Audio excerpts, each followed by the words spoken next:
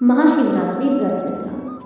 शिव पुराण की कथा के अनुसार एक गांव में एक शिकारी था जो पशुओं को शिकार करके अपना परिवार चलाता था।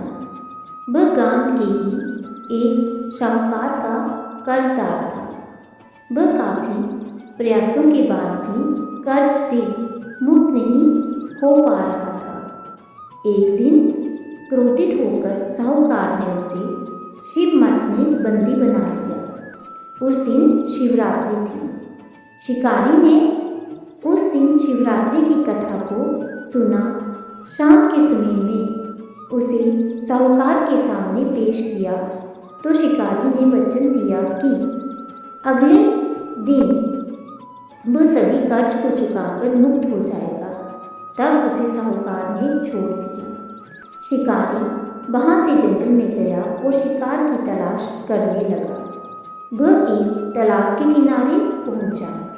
वहाँ पर वह एक बेल के पेड़ पर अपना ठिकाना बनाने लगा।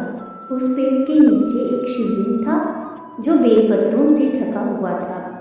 उसे इस बात की जानकारी न थी। बेल वृक्ष की टहनियों को तोड़कर वह नीचे फेंकता गया और बेलपत्तर उस शिवलिंग पर गिरते गए। वह भूख प्यास से व्याकुल था। अनजाने में उससे शिव पूजा हो गई। दोपहर तक वह भूखा ही रहा। रात में एक गर्भवती हिरनी तालाब में पानी पीने के लिए आई। तभी शिकारी उसे मारने के लिए धनुष बाण को लेकर तैयार हो गया। उस हिरन ने कहा कि वह बच्चे को जन्म देने वाली है। तुम एक साथ दो हत्या न करो। बच्चे को जन्म देकर तुम्हारे पास आऊँगी, तब तुम शिकार कर लेना। यह सुनकर शिकारी ने उसे जाने दिया। कुछ देर बाद एक और हिरन आई तो शिकारी उसका शिकार करने को तैयार हो गया। तभी उस हिरन ने कहा कि वह अभी ऋतु से मुक्त हुई है। वह अपने पति की तलाश कर रही है क्योंकि वह काम के वशीभूत है। वह जल्द ही पति से मिलने के बाद शिकार के लिए उपस्थित हो जाएगी। शिकारी ने उसे भी छोड़ दिया।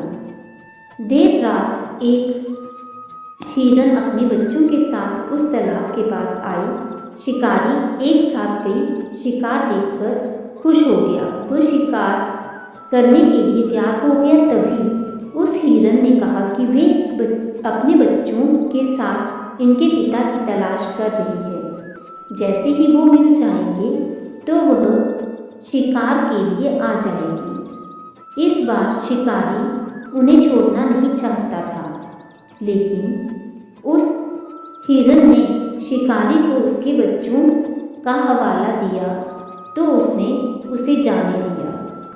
अब शिकारी बेल वृक्ष पर बैठकर बेलपत्तर तोड़कर नीचे फेंकते जा रहा था। अब सुबह होने वाली थी। तभी एक हिरन वहां आया।